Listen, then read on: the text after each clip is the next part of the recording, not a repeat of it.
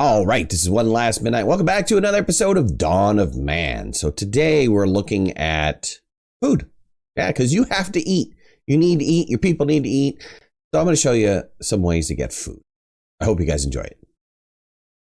All right, let's talk about food. Food is kind of difficult early days. Your main source of food early days are going to be meat and fish.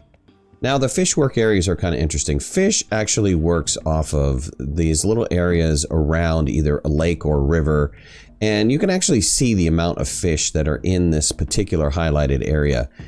As you set up your work area, you could see you want to kind of select two areas that you can harvest at one particular time.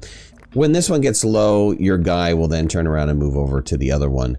I noticed that you can run these fish areas down pretty quickly, and when that happens, take your work area, edit it, and move it over to a new fresh area. I like to toggle between two. So in this case, on this particular lake, you could easily set this fishing area up to be a new area that's kind of brand new fresh fish, and then when it gets worked, move the work area back over to like this type of area, and these items will then be replenished. Of course, this one was already worked before we started in our example.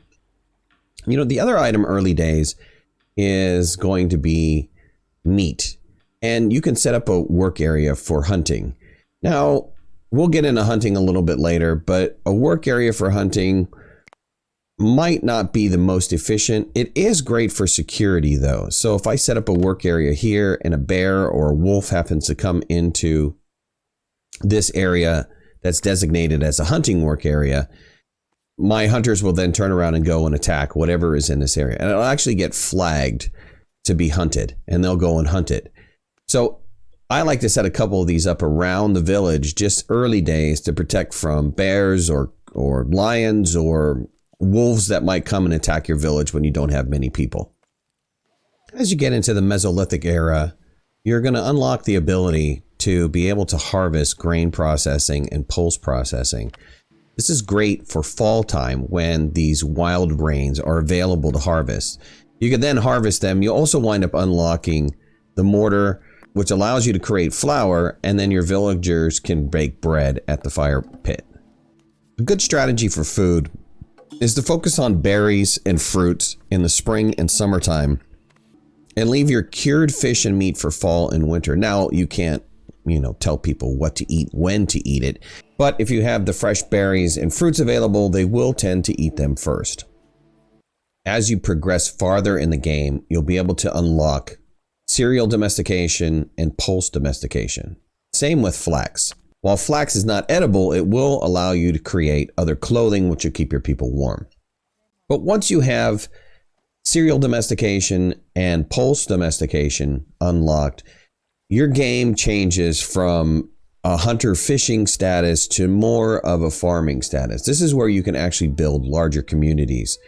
In this case, I have 48 people in my community, but I can easily sustain more with the amount of food that I'm producing. Just remember, it's a fine balance between your population and the amount of food you produce. Crops do get disease, so don't rely 100% on your crops, because otherwise you can wind up starving your population out. The last final stage is as you progress into Copper Age, you can unlock fruit tree domestication and rye domestication, which will then turn around and unlock later brewing and baking. These are another two areas for you to expand upon your food production and keep your population fed. All right, so that was my video on food. I hope you guys got nourished from it. What a stupid pun. At any rate, if you haven't hit the like button, hit the like button. If you're not a subscriber, please subscribe. We've got a great group of people in the community. And if you want to follow me on my social media, all my links are in the description below. We'll see you soon. Bye-bye.